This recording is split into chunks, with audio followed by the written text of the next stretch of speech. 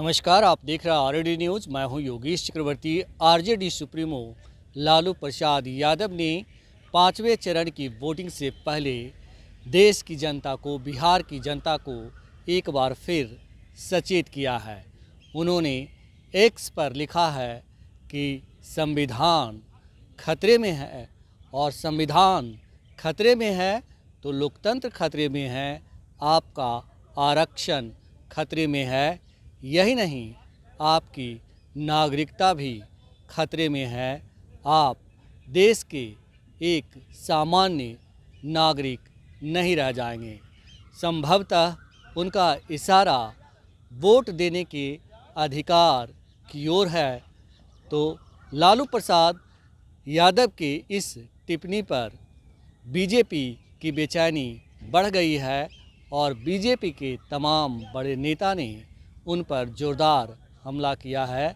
सीतामढ़ी में केंद्रीय गृह राज्य मंत्री अमित शाह ने लालू के बयान को बेबुनियाद और बकवास बताया है।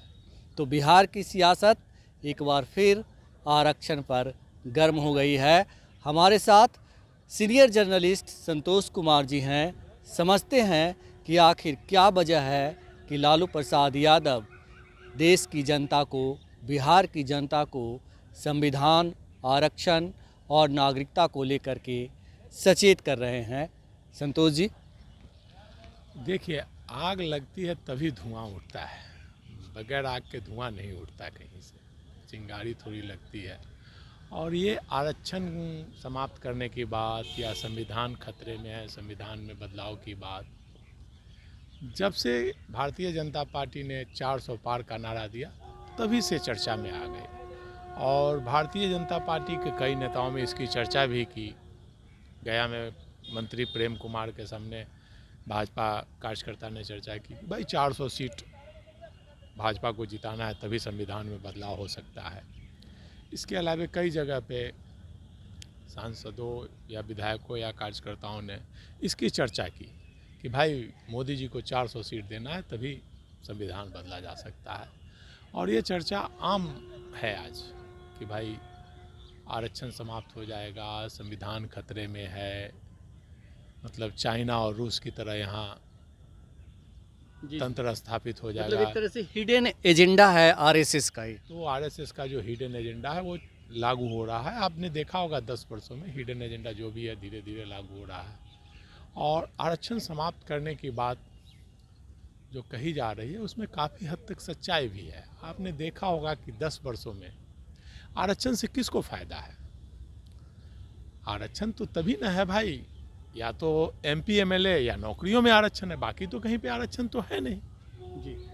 तो एमपी एमएलए में तो केवल दलित समुदाय को आरक्षण है, पिछड़ों को तो है नहीं। तो नौकरियों में ही बच गया ना, दलित और पिछड़ों का आरक्षण तो नौकरी में ही बच गया।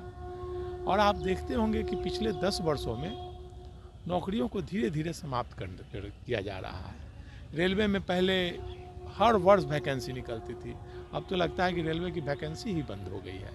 बैंकों में वैकेंसी निकलती थी, क्लर्कल में, मतलब मुझे लगता है कि सालों भर स्टूडेंट फॉर्म भरते रहते थे, वैकेंसी निकल रही है, लोग एग्ज़ाम दे रहे हैं, पास कर रहे हैं, नौकरी मिल रही है। लेकिन पिछले 10 वर्षों में मुझे लगता है कि सारे वैकेंसी भरे पड़े हैं, लेकिन वैकेंसी नहीं निकाली जा रही है। अब रेलवे को प्राइवेटाइजेशन की तरफ लिया जा रहा है, बैंकों को प्राइवेटाइज किया जा रहा है, एयरलाइंस को प्राइवेटाइज किया जा रहा है, सभी चीज़ों को प्राइवेटाइज किया जा रहा है। प्राइवेट सेक्टर में तो आरक्षण है नहीं जी।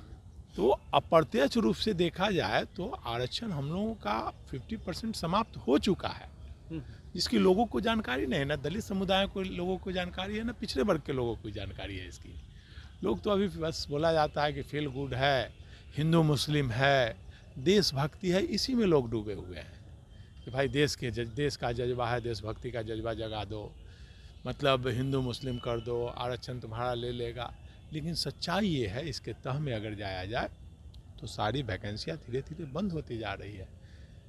आप देखिए ना, कहाँ वैकेंसी है बिहार में अगर छोड़ दिया जाए, बिहार की बात अगर छोड़ दी जाए तो सेंट्रल गवर्नमेंट में कहाँ वैकेंसी है? बिहार में भी अभी तेजस्वी यादव और नीतीश कुमार की जब सरकार बनी तब लगभग 4-5 लाख वैकेंसी भरी गई और लोगों को नौकरी मिली। तो राष्ट्रीय स्तर पर सेंट्रल गवर्नमेंट में कहाँ वैकेंसी आ रही है। तो लालू प्रसाद ने जो आज लिखा है वो उसमें काफ़ी हद तक सच्चाई है। आरक्षण आप देखिए तो लगभग 50% आरक्षण समाप्त हो चुका है। आप हर सेक्टर में प्राइवेट बोलते हैं कि रोजगार दिया, अरे भाई रोजगार दिया, कहाँ आरक्षण रोजगार में मिल रहा है। रोजगार संतोष जी, क्या जो अग्निवीर योजना है अभी देश में लागू किया गया है, अग्निवीर 4 सालों के लिए सेना में जो नियुक्तियां होती है मौजूदा सरकार की ओर से की जा रही है, क्या अभी ये भी एक साजिश है आरक्षण खत्म करने की? देखिए, नौकरियों में बोला ना, पूरी तरह से बहुत दूर की साजिश रची जा रही है। अग्निवीर क्या मतलब आरक्षण को लेकर के बहुत गहरी साजिश रची जा रही है। आप देख रहे होंगे कि कॉन्ट्रैक्ट पर बहाली की बात हो रही है। आप देख रहे होंगे कि एकल पद में आरक्षण नहीं होता है। तो आप देखते होंगे कि जितने यूनिवर्सिटी हैं वहाँ वैकेंसी निकलती है तो 2 या 3 वैकेंसी निकलती है। 5 से ज़्यादा वैकेंसी निकलने पर आरक्षण की व्यवस्था होती है।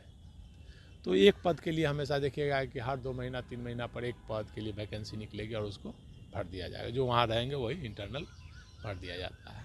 तो आरक्षण धीरे धीरे समाप्त किया जा रहा है और आरक्षण का फ़ायदा लोगों को मिल रहा था 50 वर्षों में, तभी आज लोग जागरूक हुए हैं, लोग आवाज़ उठा रहे हैं, लोग हर जगह पहुँच रहे हैं। आप जान लीजिए आरक्षण के बावजूद लोगों को कैसे काटा जाता है, आप जान लीजिए। अगर आप चाहते हैं कि भाई कोई हमको आरक्षण नहीं देना है या जाति व्यवस्था समाप्त करनी है, तो बीपीएससी के इंटरव्यू में, यूपीएससी के इंटरव्यू में नाम और जाति क्यों आते हैं, क्यों पूछा जाता है नाम और जाति? भाई आप सीधा कोड लीजिए, नाम पूछने की ज़रूरत नहीं है, किस जाति का क्या है पूछने का क्या मतलब है। आप जान लीजिए इंटरव्यू बोर्ड में अगर ज़्यादातर सवर्ण समाज के लोग रहते हैं, अगर उस समाज में कोई पिछड़ा जाता है, दलित जाता है, तो उसको मार्किंग कम दी जाती है और जो उनके जाति के रहते हैं तो उनको नेचुरली बढ़ा करके मार्क्स दिया जाता है। इसके मामले में विश्वनाथ प्रताप सिंह ने कहा था 89 के चुनाव में कि देखो वोट दो, अगर तुम्हारा आदमी भोज में अगर बैठे हुए हो तो तुम्हारा आदमी अगर परोसने वाला है मिठाई तो तुम्हारे सामने आएगा तो 2 मिठाई ज़्यादा डाल देगा। तो यही व्यवस्था है, जातीय व्यवस्था यही है। मतलब कोई जान पहचान नहीं है, लेकिन ब्राह्मण अगर इंटरव्यू बोर्ड में से है मेंबर तो ब्राह्मण जान गया कि ब्राह्मण है तो उसको 10% मार्क्स ज़्यादा दे देगा। अगर कोई भूमिहार है तो भूमिहार स्टूडेंट आ गया तो उसको ज़्यादा दे देगा, राजपूत है तो उसको दे देगा। तो जिसकी जहाँ आबादी है वहाँ उसको फ़ायदा पहुँचाते हैं लोग। आप देख रहे होंगे ना भाई, आप आरक्षण के तहत आप देखिए बीटेक लोग कर लेते हैं, एमटेक नहीं करने दिया जाता है लोगों को। वहाँ एमटेक की जो व्यवस्था है, पीएचडी की जो व्यवस्था है, तो पीएचडी में जो थीसिस जिनको देना है वो ज़्यादातर सवर्ण समाज के लोग हैं। कोई दलित पिछड़ा जाता है तो उनको पीएचडी में इतना शोषण किया जाता है, इतना टॉर्चर किया जाता है कि अंतिम में कई लोगों ने सुसाइड कर लिया। जी। कई लोग पीएचडी नहीं कर पाते। रोहित वेमुला उसके ताज़ा उदाहरण है, जिनका अभी हाल ही में जो केस था उसको क्लोजिंग कर दिया गया कि उन्होंने खुदकुशी नहीं। मतलब कितने लोग नहीं कर पाते हैं ताकि वो प्रोफेसर नहीं बन पाए। उसमें जो काफ़ी जो लगे रहते हैं वो बहुत दिन 10 साल 15 साल बाद वो पीएचडी कर पाते हैं तो वो प्रोफेसर बन पाते हैं। तो शोषण एक जगह नहीं है, इसीलिए हर स्तर पर शोषण होता है पिछड़ों और दलितों का, और ये सदियों से होते आ रहा है। और एक बार फिर उसी मुहिम में ले जाना चाह रहा है देश को, लोग चाह रहे हैं। संतोष जी, मेरा आपसे यहाँ पे एक सवाल है कि उसी मुहिम में जाया जा रहा है देश को, और शायद इसकी शुरुआत जो है 2014 से ही हो गई थी। 2015 में मोहन भागवत का एक बयान आया था कि आरक्षण की समीक्षा की ज़रूरत है, जिसके बाद बिहार में ही काफ़ी बवाल मचा था। ये बताएं कि आरक्षण की समीक्षा ही धीरे धीरे की जा रही है, एक तरह से ये ऑपरेशन किया जा रहा है। देखिए, आप अगर ध्यान से देखिएगा तो हर सेक्टर में आप आरक्षण का ऑपरेशन किया जा रहा है। आप देखिए कि एक प्रकार से न्यायपालिका के माध्यम से वो आरक्षण रोक दिया जा रहा है। पहले था कि जो मेरिट में आएंगे वो जनरल बॉडी में आएंगे। अब आप न्यायपालिका के माध्यम से, न्यायपालिका ने जो आदेश जारी कर दिया है उसके तहत आप अब 50% में सिमट कर रह गए हैं। अगर आपका कोई जनरल में आता है मेरिट में, तो आपको जनरल में नहीं लिया जाएगा, आपको आरक्षण श्रेणी में ही डाला जाएगा अगर आप आरक्षण के भरे हुए हैं तो न्यायपालिका के माध्यम से 15% लोगों को 50% आरक्षण दे दिया गया है, 15% आबादी को, एक प्रकार से देखा जाए तो। जी जी जी। और चूँकि न्यायपालिका में भी कॉलेजियम सिस्टम है, वहाँ भी आरक्षण की तो व्यवस्था है नहीं, तो न्यायपालिका में भी देखा जाए तो ज़्यादातर सवर्ण समाज के लोग ही 99% लोग 99% वही हैं। तो न्याय भी बोला जाता है कि भाई जिसके पास पैसा नहीं आज जेल में सड़ रहे हैं, और जो जिनका संपर्क है, पैसा है, बिल मिल रहा है इसको। और एक बोल दिया जाता है कि भाई न्यायपालिका के आदेश का उल्लंघन, भाई सबसे ज़्यादा पक्षपात वहाँ हो रहा है, आप जान लीजिए। ये मतलब इसको लोग नहीं समझते हैं। भाई न्यायिक आयोग का गठन होना चाहिए, जिस प्रकार से IAS IPS की बहाली होती है उसी प्रकार से न्यायपालिका में भी जज की बहाली होनी चाहिए, सुप्रीम कोर्ट में जज बहाल होने चाहिए। आप जान लीजिए कॉलेजियम सिस्टम से जो वकील होते हैं वो जज बन जाते हैं। जी, आज जो स्टेट जो न्यायिक सेवा आयोग जो है, जो पढ़कर पास करते हैं उसको लोग हे दृष्टि से देखते हैं। जो हाई कोर्ट के जो सिविल कोर्ट में जाते हैं वो प्रमोशन लेकर के अगर हाई कोर्ट के जज बनते हैं तो उसको हे दृष्टि से देखा जाता है कि प्रमोटी है। एक वकील बन गया तो उसको देखा जाता है कि हाँ जज है, डायरेक्ट जज है। और एक जो नीचे से जाते हैं उसको वहाँ हे दृष्टि से देखा जाता है, उनको नहीं लगाया जाता है। संतोष जी वो तो ठीक है, लेकिन हम लोग जो चर्चा कर रहे हैं कि लालू प्रसाद यादव ने लोगों को सचेत किया है। अभी देश में और बिहार में 5वें, 6ठे और 7वें चरण की चुनाव होने बाकी हैं। उससे पहले लालू यादव ने जनता को सतर्क किया कि आप सावधान होकर बढ़ चढ़कर वोट डालिए, नहीं तो आपके संविधान, आपकी नागरिकता और संविधान खतरे में अगर पड़ जाएगा तो स्वाभाविक है कि लोकतंत्र खतरे में पड़ जाएगा। तो ये सब चीज़ें जो है छीन ले जाएगी। क्या लालू यादव लोगों को ये बताना चाह रहे हैं कि जो हम कह रहे हैं उसमें सच्चाई है और आप सतर्क हों? देखिए लालू प्रसाद 90 से जब से वो मुख्यमंत्री बने हैं लगातार आरक्षण के लिए संघर्ष कर रहे हैं, और उन्होंने लगातार आरक्षण को बिहार में बढ़ाया, और वो हमेशा लोगों को जागरूक करते रहे हैं। और अभी स्थिति बहुत ही भयावह हो चुकी है, और लालू प्रसाद जी ने बिल्कुल सही कहा है कि आरक्षण को समाप्त करने की कवायद हो रही है, क्योंकि 50% तो समाप्त किया जा चुका है। ये अभी दलित और पिछड़ों के समझ में अभी नहीं आ रही है। उनको मंदिर और मस्जिद का मुद्दा सुंघा दिया गया है, तो मंदिर मस्जिद में उलझे हुए हैं आप, और धीरे धीरे उनकी ज़मीन खिसकती जा रही है। उनके बाल बच्चों को नौकरी नहीं मिलेगी, पिछड़े और दलितों को। जो 50 साल पहले जो स्थिति थी वही स्थिति फिर आने वाली है। इसलिए लालू प्रसाद ने सचेत लोगों को किया है। इसमें सबसे ज़्यादा सचेत जो आरक्षण के लाभार्थी हैं उनको सचेत होने की ज़रूरत है, उनको सोचने की ज़रूरत है कि कैसे पीठ पीछे उनका वोट लेकर के उनके पीठ में खंजर घोपा जा रहा है। जी। उनका आरक्षण समाप्त किया जा रहा है। एक बड़ी बात ये है संतोष जी कि चिराग पासवान, नीतीश कुमार, उपेंद्र कुशवाहा जैसे नेता इसमें सहभागी की भूमिका निभा रहे हैं और देश की जनता को सच नहीं बता रहे हैं। देखिए ऐसा नहीं है।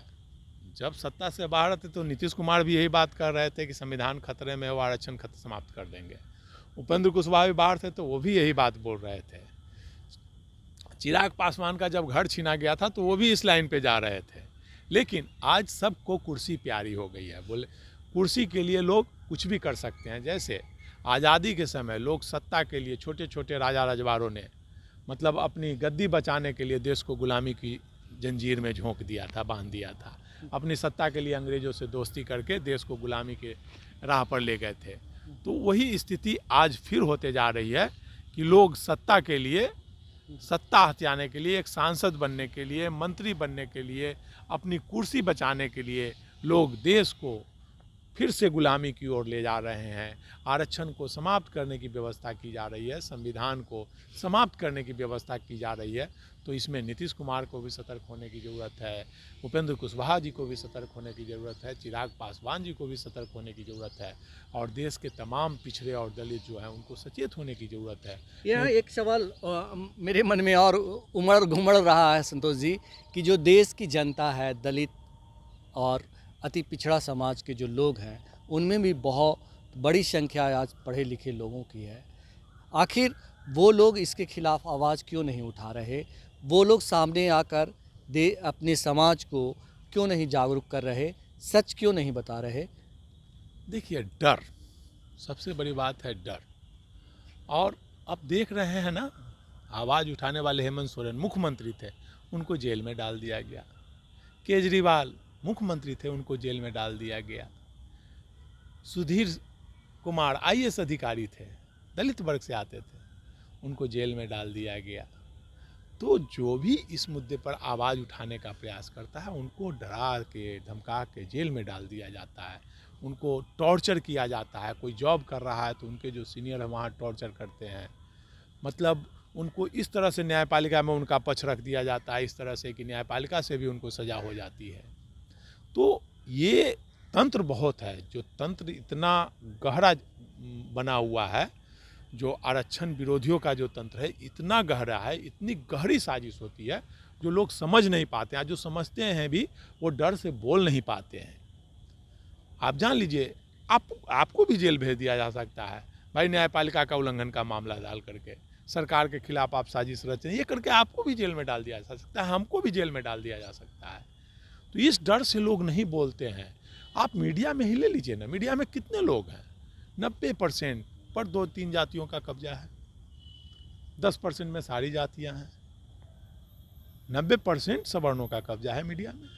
और जो पिछड़े दलित कोई आगे बढ़ते हैं तो उनका शोषण किया जाता है, उनको या तो तबादला कर दिया जाता है, उनको टॉर्चर किया जाता है, मतलब एन केन प्रकार उनको डिमोरलाइज किया जाता है कि फिर वो उठ नहीं सके।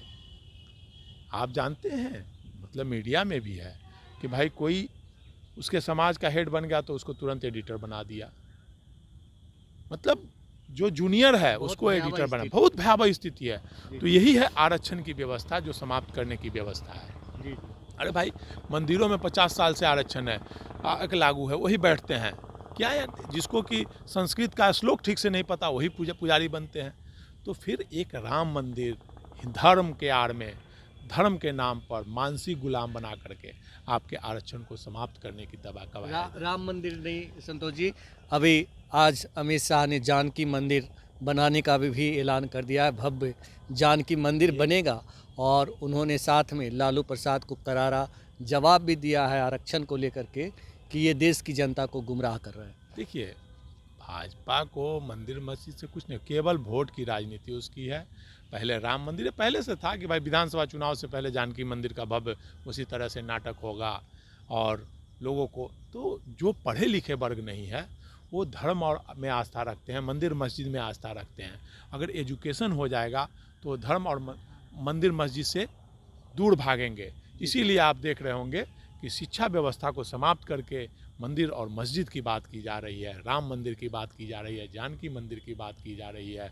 और आप देखते होंगे कि राम राज में जो होता था, जो भी दलितों और पिछड़ों के साथ अत्याचार होता था, चाहे महाभारत राज में काल में हो, चाहे रामायण काल में हो, एकलव्य का अंगूठा काटा गया था। तो फिर एक बार फिर वही स्थिति आ रही है कि एकलव्य का अंगूठा काटा जाएगा और दलितों और पिछड़ों की हत्या होगी। तो देश की स्थिति बेहद ही भयावह है। सचमुच संविधान, लोकतंत्र और दलित पिछड़ों की नागरिकता खतरे में है। लालू प्रसाद यादव ने कोई झूठा ट्वीट नहीं किया है। उन्होंने देश की जनता को, बिहार की जनता को इसलिए सचेत किया है ताकि अभी 3 फेज के चुनाव बाकी हैं और उन्होंने लिखा है कि आप वोट डालें तो सोच समझकर और पूरी सतर्कता के साथ। मतलब साफ है कि अगर आप सतर्क रहेंगे तभी देश का संविधान बचेगा, तभी जो है आपका आरक्षण और आपकी नागरिकता बचेगी। फ़िलहाल इतना ही। आप हमें फेसबुक पर फॉलो करें, यूट्यूब पर सब्सक्राइब करें, लाइक करें, शेयर करें और कमेंट कर अपना महत्वपूर्ण विचार और सुझाव ज़रूर दें। धन्यवाद।